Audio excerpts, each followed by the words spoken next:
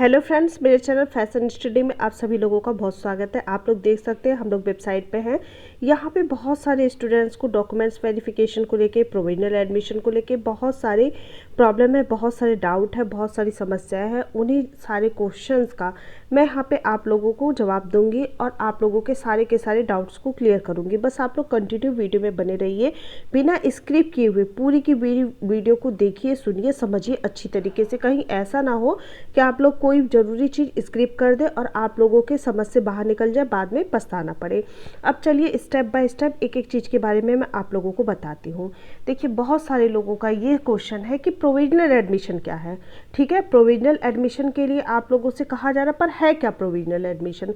तो समझ लीजिए, प्रोविजनल एडमिशन जो है वो आपको सीट लॉक करने की क्या है प्रक्रिया है। आपकी सीट रिजर्व हो जाएगी।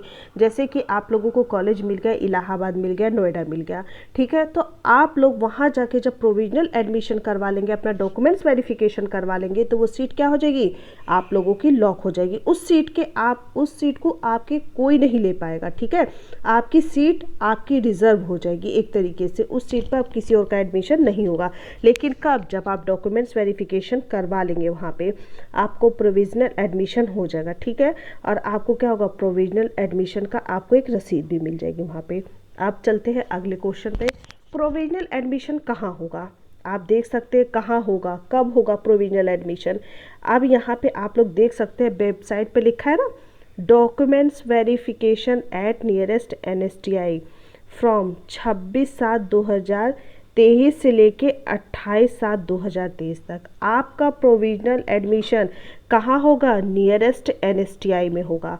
और कब से कब तक होगा, आपका 26 से लेके 28 तारीख तक होगा। अब यहाँ पे ध्यान दीजिएगा, नियरेस्ट NSTI में होगा। चाहे आपको जो है कॉलेज ITOT का मिला हो, चाहे NSTI का मिला हो, आपके पास का जो कॉलेज पढ़ रहा है, आप क्या करेंगे, वहाँ पे जाके अपना डॉक्यूमेंट्स वेरिफिकेशन करवाएंगे। अब देखिए, बहुत सारे बॉयज़ ये सोचते होंगे कि हम बॉयज़ हैं, क्या गर्ल्स वाले कॉलेज में जाके, वुमेन वाले में हम डॉक्यूमेंट्स वेरिफिकेशन करवा सकते हैं। जी बिल्कुल करवा सकते हैं। आपके पास का होना चाहिए। और देखिए, ये भी ध्यान रखिए, अगर आपके पास का भी है और आपको वही कॉलेज में मिला है तो अच्छी बात है। आप थोड़े से पैसे वगैरह भी रख के जाइएगा, कहीं कोई चीज़ की ज़रूरत पड़ जाए। और आप अपने डॉक्यूमेंट्स ओरिजिनल भी लेके जाइएगा और फोटोकॉपी भी लेके जाइएगा। ठीक है, आपका डॉक्यूमेंट्स वेरिफिकेशन ओरिजिनल देख के आपको वापस कर दिया जाएगा, फोटोकॉपी को क्या कर लिया जाएगा, जमा कर लिया जाएगा। ठीक है, इन सभी चीज़ों का आप लोग बहुत अच्छी तरीके से ध्यान रखिएगा। अब देखिए, प्रोविजनल एडमिशन कैसे होगा। देखिए, प्रोविजनल एडमिशन कैसे होगा, बहुत सारे बच्चे ये डाउट करें प्रोविजनल एडमिशन कैसे होगा। तो देखिए, प्रोविजनल एडमिशन में कुछ नहीं होता बेटा, ध्यान से सुनिएगा। सिर्फ आपके डॉक्यूमेंट्स वेरिफिकेशन होंगे। ठीक है, जैसे मैंने अभी आप लोगों को बताया ना कि ओरिजिनल और फोटोकॉपी दोनों रखिएगा। आपके जो है फोटोकॉपी को जमा कर लिया जाएगा, ओरिजिनल देख के आपको क्या कर लिया जाएगा, वापस कर दिया जाएगा। फिर आपको एक रिसीप्ट दे दी जाएगी, उस रिसीप्ट को आप संभाल के रखेंगे। वो फाइनल एडमिशन का टाइमिंग पे आप लोगों को क्या होगा, उस रिसीप्ट की ज़रूरत पड़ेगी। अब ध्यान दीजिए, यहाँ पे बहुत सारे स्टूडेंट परेशान हैं कि अगर हम डॉक्यूमेंट्स वेरिफिकेशन करवा लेते हैं तो इसके हमको क्या फ़ायदे होंगे। कुछ बच्चे कह रहे हैं कहीं हम डॉक्यूमेंट्स वेरिफिकेशन करवा ले, कोई नुकसान तो नहीं ना होगा। अब देखिए, एक एक चीज़ों के बारे में मैं आप लोगों को बताती हूँ कि अगर आप लोग डॉक्यूमेंट्स वेरिफिकेशन करवा लेते हैं तो ध्यान से सुनिएगा, उसका आप लोगों को फ़ायदा क्या होगा। देखिए, उसका फ़ायदा आप लोगों को ये होगा, आपकी एक तो सीट एकदम क्या होगी, रिज़र्व हो जाएगी सीट। उस सीट को कोई नहीं ले पाएगा। बहुत सारे स्टूडेंट ऐसे होंगे, ठीक है, कि उनको मनचाहा कॉलेज नहीं मिला होगा। ठीक है, मान लीजिए कि उन्होंने फर्स्ट चॉइस पे इलाहाबाद रखा था, सेकंड पे इंदौर रख दिया, थर्ड पे जयपुर रख दिया, उनको सेकंड चॉइस इंदौर या जयपुर मिल गया। अब वो चाह रहे थे इलाहाबाद में एडमिशन लेना, तो क्या करेंगे, वो ट्रांसफ़र राउंड में अगर डॉक्यूमेंट्स वेरिफिकेशन करवा लेंगे तब वो ट्रांसफ़र राउंड में पार्टिसिपेट कर पाएंगे। ठीक है, ट्रांसफ़र राउंड में पार्टिसिपेट वो कर पाएंगे, नहीं तो जब तक वो डॉक्यूमेंट्स वेरिफिकेशन नहीं करवाएंगे वो ट्रांसफ़र राउंड में पार्टिसिपेट भी नहीं कर पाएंगे। इस चीज़ का ध्यान रखिएगा। अब देखिए, ट्रांसफ़र राउंड में पार्टिसिपेट कौन कौन कर पाएगा, उसका भी ध्यान रखिएगा। और ट्रांसफ़र किन का होगा, हर किसी का नहीं, ऐसे नहीं है कि हर किसी का ट्रांसफ़र हो जाएगा। देखिए, ट्रांसफ़र राउंड में पार्टिसिपेट वही कर पाएगा जिसको उसकी फ़र्स्ट चॉइस, जो कि मैं पिछली वीडियो में भी बता चुकी हूँ, जिसको उसकी फ़र्स्ट चॉइस नहीं मिली होगी। ठीक है, अगर आपने चाहे गलती से चाहे जानबूझ के फर्स्ट नंबर पे कोई कॉलेज डाल दिया, ठीक है, अब वही कॉलेज आपको अलॉट हो गया, तो क्या होगा, आप ट्रांसफ़र में पार्टिसिपेट नहीं कर पाएंगे। आपको second choice, third, fourth, fifth कोई भी चॉइस मिली है तब आप ट्रांसफ़र में अप्लाई कर पाएंगे, ठीक है। और ट्रांसफ़र में अप्लाई करने के लिए आपको प्रोविजनल एडमिशन लेना ज़रूरी होगा। अगर आप प्रोविजनल एडमिशन नहीं लेंगे, डॉक्यूमेंट्स वेरिफिकेशन नहीं करवाएंगे, तो आप ट्रांसफ़र राउंड में भी क्या करेंगे, पार्टिसिपेट नहीं कर पाएंगे। अब देखिए क्वेश्चन ये होता है, चलो बहुत सारे स्टूडेंट होंगे ये सोचेंगे चलो हम जो है डॉक्यूमेंट्स वेरिफिकेशन करवा लेते हैं, ट्रांसफ़र राउंड में पार्टिसिपेट करके ट्रांसफ़र करवा लेंगे। तो देखिए डॉक्यूमेंट्स वेरिफिकेशन करवाइए, आप प्रोविजनल एडमिशन लीजिए, लेकिन बहुत ज़्यादा सोच समझ के क्यों कह रही हूँ मैं। देखिए एक एग्जांपल देती हूँ, मान लिएगा, देखिए ऐसा मत सोचिए कि आप ट्रांसफ़र राउंड के लिए आपको जहाँ चाहेंगे वहाँ मन चाहे कॉलेज में आपका ट्रांसफ़र हो ही जाएगा। आपने डाल दिया ट्रांसफ़र, जब ट्रांसफ़र राउंड आएगा आपने ट्रांसफ़र के लिए डाल दिया कि मेरा इस कॉलेज से इस कॉलेज में ट्रांसफ़र कर दीजिए, तो आपका ट्रांसफ़र हो ही जाएगा, ठीक है। ऐसा बिल्कुल भी नहीं है, और ऐसा भी नहीं है कि 40-50 सीट आपके ट्रांसफ़र के लिए बची, जहाँ आपने मांगा वहाँ मिल गया। उसमें भी कंडीशन है, ट्रांसफ़र के लिए भी जब अप्लाई करेंगे सब कुछ अच्छी तरीके से सोच समझ लीजिए, उसमें भी एक कंडीशन है। कंडीशन क्या है, बहुत ज़्यादा सीटें नहीं बचती हैं ट्रांसफ़र के लिए, ठीक है। उसमें भी कैटेगरी वाइज बचेगी, जैसे अभी आपने कैटेगरी वाइज अपने जो है कॉलेज को सिलेक्ट किया है, आप लोगों की सीटें थी, जर्नल की थी, EWS की थी, SC ST की थी, उसी तरीके से बिल्कुल सेम आपको ट्रांसफ़र राउंड में भी आप लोगों को मिलेगा कि SC कितनी है, ST कितनी है, EWS वालों की कितनी सीट बची हुई है, ठीक है, जर्नल वालों की कितनी सीट बची है। तो बचेगी आपकी, जैसे मान लीजिए जर्नल वालों की देखिए बहुत ही कम सीट बचती है, मान लीजिए 1 बच गई, 2 बच गई, इस हिसाब से बचती है। और EWS की ऐसे 2 या 3 या 4 इस तरीके से सीटें बचेंगी, SC ST की कुछ सीटें बच जाएंगी। अब देखिए बहुत ज़्यादा सीटें नहीं बचेंगी, ठीक है।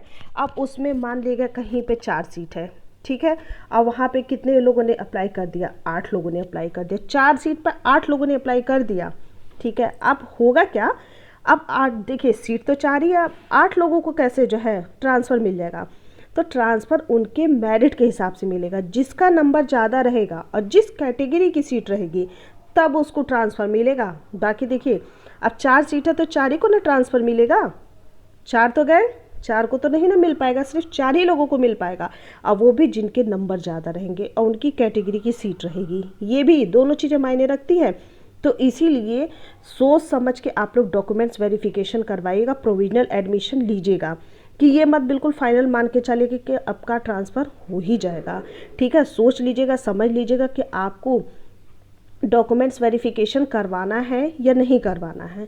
देखिए अब देखिए इसमें और क्या कंडीशन है, अगर आप फर्स्ट राउंड में आपको कॉलेज मिल गया, ठीक है, डॉक्यूमेंट्स वेरिफिकेशन ना करवाने का फ़ायदा क्या होगा आप लोगों को, ये भी चीज़ समझ लीजिए। अगर आपको फर्स्ट नंबर पे जो कॉलेज आपको मिला है और आप नहीं चाहते, चाहे कि आपको ये कॉलेज मिला है तो आप इसमें क्या करें, डॉक्यूमेंट्स वेरिफिकेशन करवाएं या आप इस कॉलेज को लें, तो देखिए उस कॉलेज को अगर आप नहीं ले पा रहे हैं, ठीक है, तो आपको क्या करना है, आप वहाँ पे डॉक्यूमेंट्स वेरिफिकेशन नहीं करवाएंगे, ठीक है, अपना प्रोविजनल एडमिशन नहीं लेंगे, फिर आप क्या करेंगे, सेकंड काउंसलिंग में पार्टिसिपेट करेंगे। अगर आपने डॉक्यूमेंट्स वेरिफिकेशन करवा लिया तो आप सेकंड काउंसलिंग में पार्टिसिपेट नहीं कर पाएंगे, इस चीज़ का ध्यान रखिएगा आप लोग, ठीक है। तो इसीलिए कह रही हूँ डॉक्यूमेंट्स वेरिफिकेशन, प्रोविजनल एडमिशन सोच समझ के करिएगा। अगर मनचाहा कॉलेज नहीं है आप लोगों का, तो ट्रांसफ़र राउंड में भाग लेना चाहते हैं तो उसकी भी कंडीशन मैंने आप लोगों को बता दी कि हर किसी का नहीं होगा। और दूसरी चीज़, आप लोग इस चीज़ का बिल्कुल ध्यान रखिएगा कि आप लोग सेकंड काउंसलिंग में पार्टिसिपेट नहीं कर पाएंगे अगर आप लोगों ने डॉक्यूमेंट्स वेरिफिकेशन करवा लिया तो, ठीक है। और जब नहीं करवाएंगे डॉक्यूमेंट्स वेरिफिकेशन तो आप सेकंड काउंसलिंग में पार्टिसिपेट कर पाएंगे, अपना मनचाहा कॉलेज वहाँ पे ले पाएंगे। आप लोगों की अगर मेरिट अच्छी रही तो सेकंड काउंसलिंग में आपको नंबर मिल जाएगा, सेकंड में भी आपको मनचाहा नहीं मिल रहा है तो आप थर्ड में पार्टिसिपेट कर सकते हैं, लेकिन डॉक्यूमेंट्स वेरिफिकेशन करवा लेंगे, आपका प्रोविजनल एडमिशन हो जाएगा, तो आप लोगों को कहीं भी फिर आप लोगों को आके मौका नहीं मिल पाएगा कि आप किसी भी काउंसलिंग में भाग ले पाए। या देखिए बहुत सारे स्टूडेंट दिमाग में ये चल रहा होगा अभी भी कि चलो इसमें मान लीजिए काउंसलिंग में नहीं भाग ले पाएंगे, स्पोर्ट में चले जाएंगे, हम डॉक्यूमेंट्स वेरिफिकेशन करवा लेते हैं। तो देखिए बेटा अच्छी तरीके से माइंड में रख लीजिए कि आपका अगर प्रोविजनल एडमिशन हो गया, डॉक्यूमेंट्स वेरिफिकेशन हो गया, आपको रसीद मिल गई, रिसीट मिल गई, तो आप स्पोर्ट में भी पार्टिसिपेट नहीं कर पाएंगे, ठीक है, क्योंकि आपकी सीट रिजर्व हो जाएगी, ठीक है, रिजर्व हो जाएगी। आप उस फिर इसके बाद में आप कहीं भी स्पोर्ट में भी पार्टिसिपेट नहीं कर पाएंगे। इस चीज़ का आप लोग ध्यान रखिएगा, ये सभी चीज़ें। अब देखिए डॉक्यूमेंट्स कौन कौन से लगेंगे। हम डॉक्यूमेंट्स वेरिफिकेशन करवाने के लिए जा रहे, ये भी डॉक्यूमेंट्स बहुत सारे बच्चे कमेंट करें डॉक्यूमेंट्स कौन कौन से ले जाएंगे, ठीक है। डॉक्यूमेंट्स कौन कौन से चाहिए उसकी वीडियो मैं पहले ऑलरेडी अपलोड कर चुकी हूँ कि कौन कौन से डॉक्यूमेंट्स आप लोगों को चाहिए, उसका लिंक आपको डिस्क्रिप्शन में मिल जाएगा। आप लोग डॉक्यूमेंट्स वेरिफिकेशन करवाने से पहले, प्रोविजनल एडमिशन लेने से पहले एक एक बार अपना सारा का सारा वहाँ पे मैच कर लीजिएगा कि कोई डॉक्यूमेंट्स ऐसा ना हो कि आपका छूट जाए। फिर भी आपको रिमाइंड करवा देती हूँ, हाई स्कूल इंटर की आप क्या करिए, मार्कशीट रख लीजिए। अगर आपने 8वीं से भरा है तो 8वीं का रख लीजिए, हाई स्कूल से भरा आप लोगों ने तो हाई स्कूल का रख लीजिए, और इंटर से भरा तो वो रख लीजिए। अपना ITI या डिग्री डिप्लोमा जो भी है उसका सर्टिफिकेट रख लीजिए। अगर आप SC ST या EWS से बिलोंग करते हैं तो उसका सर्टिफिकेट रख लीजिए, कास्ट सर्टिफिकेट रख लीजिए अपना। इसके बाद में जो आपके नंबर अलॉट हुए थे कि इतना नंबर आपको मिला है, जैसे किसी को 50 है, 60 है, 70 है, 80 है, जो भी नंबर मिला था आपको, उस नंबर के आप प्रिंट आउट रख लीजिए। फिर जो आपको कॉलेज अलॉट हुआ है वो रख लीजिए, 1000 की रिसीविंग रख लीजिए, ID प्रूफ रख लीजिए। ID प्रूफ में आप वोटर ID, पैन कार्ड या फिर आधार कार्ड कुछ भी रख सकते हैं। आधार कार्ड मैं पहले ही बता चुकी हूँ कि बायोमेट्रिक अटेंडेंस होती है, उसमें आधार कार्ड आपका लिंक रहता है, तो आधार कार्ड रख लीजिएगा। 3-4 फ़ोटोज़ रख लीजिएगा आप लोग। ये सारी की सारी चीज़ें क्या करिए आप लोग अच्छी तरीके से अपना रख लीजिए। प्रिंट आउट भी रख लीजिए सबका, और जो है ओरिजिनल भी रख लीजिए सबका। कब किस चीज़ की ज़रूरत पड़ जाए आप लोगों को भागा दौड़ी ना करनी पड़े प्रिंट आउट वगैरह के लिए, सभी की सभी चीज़ें रख लीजिए। बाकी आप वीडियो में भी एक बार अच्छी तरीके से देख लीजिएगा। और सभी चीज़ें बताती हूँ मैं आप लोगों को। देखिए अगर कोई भी फिर भी आप लोगों को डाउट रह जाए, ठीक है, तो आप लोग कमेंट करके कमेंट बॉक्स में पूछ सकते हैं। बाकी सारी की सारी जानकारी मैंने आप लोगों को बता ही दी है कि क्या क्या चीज़ें ले जानी है, किस किस हिसाब से होगा। तो डॉक्यूमेंट्स वेरिफिकेशन करवाते समय एकदम अच्छी तरीके से ध्यान में रखिएगा। देखिए बहुत सारे स्टूडेंट ऐसे हैं उनका कमेंट आ रहा कि मैम मेडिकल की ज़रूरत पड़ेगी। जी बिल्कुल मेडिकल की ज़रूरत पड़ेगी, लेकिन मेडिकल सर्टिफिकेट की कब ज़रूरत पड़ेगी।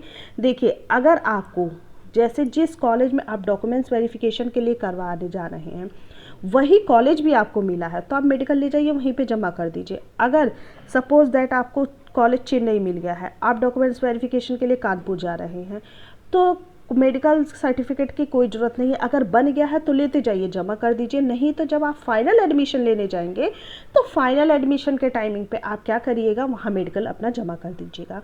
इसमें परेशान होने की बात नहीं है। बहुत सारे स्टूडेंट नहीं जा रहे हैं डॉक्यूमेंट्स वेरिफिकेशन के लिए कि मेरा मेडिकल नहीं बना अभी, तो देख लीजिए अभी इतना कोई मेडिकल बन गया है तो ले जाइए, जमा कर दीजिए। और नहीं तो आप फाइनल एडमिशन के टाइमिंग पे भी अपना क्या कर सकते हैं, मेडिकल जमा कर सकते हैं।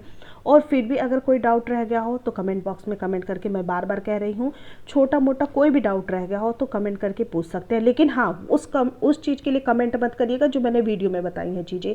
वीडियो पूरा अच्छी तरीके से देखिएगा, समझिएगा, क्योंकि जो चीज़ें वीडियो में बताती हूँ वही आप लोग कमेंट करके पूछते हैं। तो पहले वीडियो देखिए, समझिए अच्छी तरीके से।